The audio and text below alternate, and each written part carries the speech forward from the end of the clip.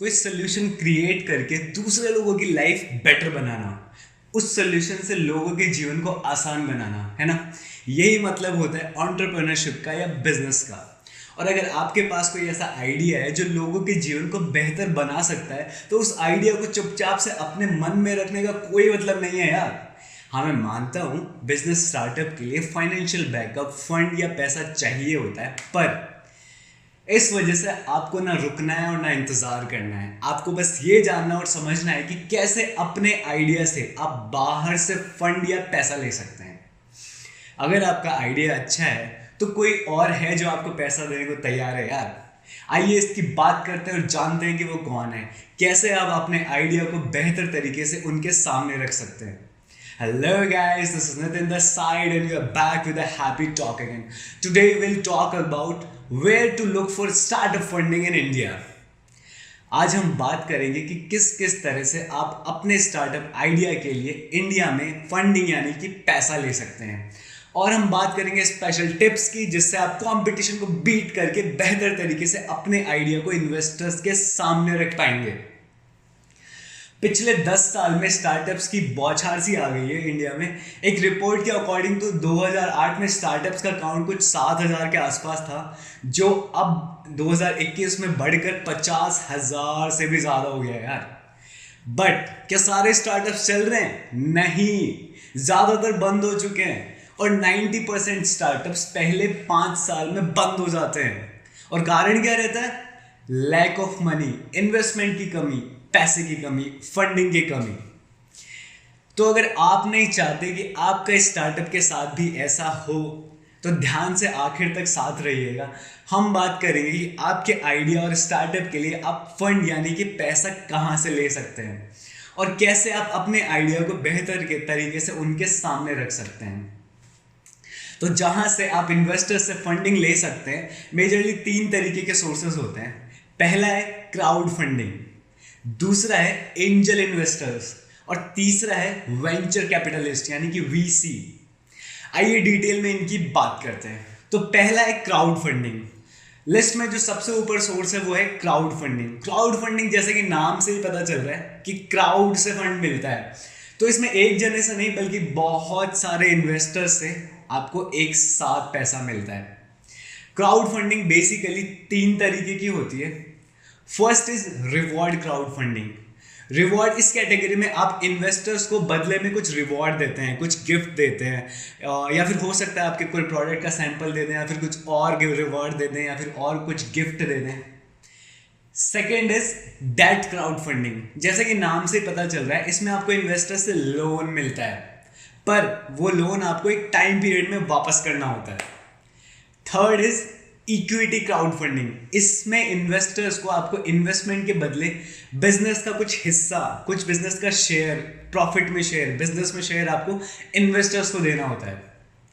Crowd funding जो है, funding लेने का बहुत ही पॉपुलर तरीका है। वो इसलिए क्योंकि इसका प्रोसेस बहुत ही सिंपल है। आपको एक क्राउड फंडिंग प्लेटफॉर्म के जरिए आपके स्टार्टअप की डिटेल, बिजनेस का प्लान और आपके फ्यूचर का विजन आपको इन्वेस्टर्स के सामने रखना होता है। और उस क्राउड फंडिंग प्लेटफॉर्म की क्राउड यानी कि लोग तय करते हैं कि आपका आइडिया सपोर्ट करने के लायक है या नहीं।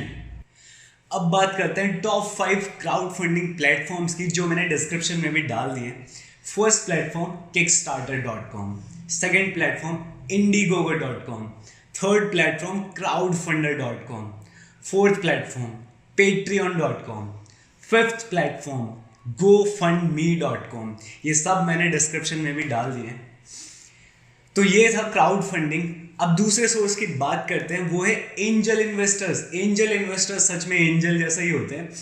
वो लोग होते हैं जिनके पास पैसा है और वो स्टार्टअप्स में इन्वेस्ट करना चाहते हैं। एंजल इन्वेस्टर्स आपको बिजनेस में गाइड भी करते हैं। आपको पता है, गूगल, अलीबाबा और याहू जैसी बड़ी कंपनीज भी एंजल इन्वेस्टर्स से ही पैसा लेती है। इसमें इन्वेस्टर्स स्टार्टअप की शुरुआत में ही आपको पैसा दे देते हैं और बदले में जनरली 30% बिजनेस का शेयर लेते हैं। हालांकि वेंचर कैपिटलिस्ट के मुकाबले एंजल इन्वेस्टर्स थोड़ा कम पैसा देते हैं। और इंडिया के टॉप 45 एंजल इन्वेस्टर्स के लिस्ट मैंने डिस्क्रिप्शन में डाल दी है, आप वहां जाके चेक कर सकते हैं। तो ये बात हुई एंजल इन्वेस्टर्स की। अब बात करते हैं तीसरे सोर्स की, वो है वेंचर कैपिटलिस्ट यानी कि वीसी। इसमें इन्वेस्टर्स उन्हीं स्टार्टअप में इन्वेस्ट करते हैं जो जिसमें ग्रोथ के चांसेस बहुत ज़्यादा होते हैं। हालांकि बहुत वेंचर कैपिटलिस्ट ऐसे भी हैं जो तभी इन्वेस्ट करते हैं जब वो कंपनी शेयर मार्केट में जो है शेयर्स ऑफर करने लग गई है। और वेंचर कैपिटलिस्ट आपको सिर्फ पैसा ही नहीं देते, वो आपको बिजनेस में सिखाते हैं यार, वो आपको बिजनेस में कनेक्शंस भी बनवाते हैं और आपके बिजनेस को बनाने और बढ़ाने के नए तरीके आपको सिखाते हैं, आपको बताते हैं, उसका एनालिसिस करते हैं। हालांकि वेंचर कैपिटलिस्ट इन स्टार्टअप्स के लिए होता है जो एक अच्छी शुरुआत कर चुके हैं या फिर जो थोड़ा सही पैसा कमाने लग गए हैं। वेंचर कैपिटलिस्ट जनरली ऐसे स्टार्टअप्स में ही इन्वेस्ट करते हैं। और एक ज़रूरी बात, वेंचर कैपिटलिस्ट शॉर्ट टाइम के लिए इन्वेस्ट करते हैं, जैसे कि 3 से 5 साल तक। तो अगर आपके प्रोडक्ट को मार्केट बनाने के लिए उससे ज़्यादा टाइम लगने वाला है तो हो सकता है यार कि वेंचर कैपिटलिस्ट आपके स्टार्टअप में इन्वेस्ट ना करें। इंडिया के टॉप 45 वेंचर कैपिटल फर्म्स मैंने डिस्क्रिप्शन में डाल दिया, आप डिस्क्रिप्शन में जाकर चेक कर सकते हैं। और अब यहाँ थोड़ा सा डाउट क्रिएट होता है वेंचर कैपिटलिस्ट और एंजल इन्वेस्टर्स के बीच में। तो चलिए इस डाउट को क्लियर करते हैं इन दोनों को आमने सामने रखकर।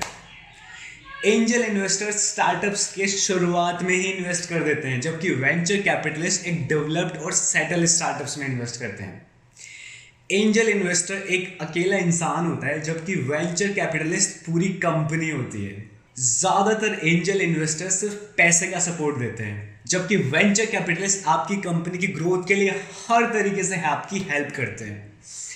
अब बात करते हैं कुछ स्पेशल टिप्स की जिससे आप इन इन्वेस्टर्स का ध्यान अपनी तरफ खींच सकते हैं, कंपटीशन को बीट करके उनके सामने आ सकते हैं। फर्स्ट टिप, एक छोटी सी टीम तो आपके पास होनी चाहिए यार, क्योंकि इन्वेस्टर्स जानना चाहते हैं कि आपके पीछे कौन है, आपके कितने लोग आपके साथ हैं। तो अपने आसपास ऐसे लोगों को ढूंढना शुरू कर दीजिए जो आपके सपनों को सच्चाई में बदलना चाहते हैं। सेकंड टिप, स्टार्टअप के लिए इन्वेस्टर ढूंढने से पहले कम से कम 20% तो खुद से इकट्ठा करना है। एकदम ऐसे खाली पॉकेट लेकर ही जाओगे तो इन्वेस्टर्स भगा देंगे आपको, ठीक है। थर्ड टिप, कम से कम 5 साल का रेवेन्यू मॉडल बनाकर रखें, जिसमें आप अपने बिजनेस में होने वाले प्लान और बिजनेस में होने वाले प्रॉफिट का प्लान और आपके बिजनेस का रेवेन्यू प्लान उनको दिखाएंगे। फोर्थ टिप, ऐसे एकदम प्रेजेंटेशन बनाकर ही इन्वेस्टर्स के पास नहीं चले जाना है। सबसे पहले अपनी तरफ से 100% देकर अपने प्रोडक्ट या सर्विस की ऑनलाइन और ऑफलाइन मार्केटिंग ज़रूर करनी है, क्योंकि ये इन्वेस्टर्स का विश्वास आप में बनाता है, इन्वेस्टर्स को आप में विश्वास करने लायक बनाता है। तो ऐसा है, गए वो दिन जब पैसा ना होने की वजह से अच्छे अच्छे बिजनेस आइडियाज बस मन में ही रह जाते थे। अब वक्त है, अगर आपके आइडिया में दम है और आपके पास सॉलिड बिजनेस प्लान है तो इन्वेस्टर्स तो अपना पैसा आपको देने के लिए तैयार बैठे हैं यार। वो करेंगे भी क्या यार उस पैसे का, उन्होंने मर्सिडीज ले लिए, उन्होंने बीच पे बंगलोज ले लिए, अब वो दूसरों की हेल्प करना चाहते हैं। तो उन्होंने सब खरीद लिए हैं, वो बस आपकी हेल्प करना चाहते हैं, वो तो बस आपका इंतजार कर रहे हैं। तो थोड़ी सी हिम्मत और थोड़ी सी जिद रखकर कुछ ऐसा करना है जो दुनिया नहीं पर किसी एक की दुनिया बदल दे, और उस आइडिया को इन्वेस्टर्स के सामने रखना है। So this is it for the happy talk guys. यहाँ तक साथ रहने के लिए, यहाँ तक साथ देने के लिए आपका तहे दिल से शुक्रिया। I wish you all a very happy life ahead.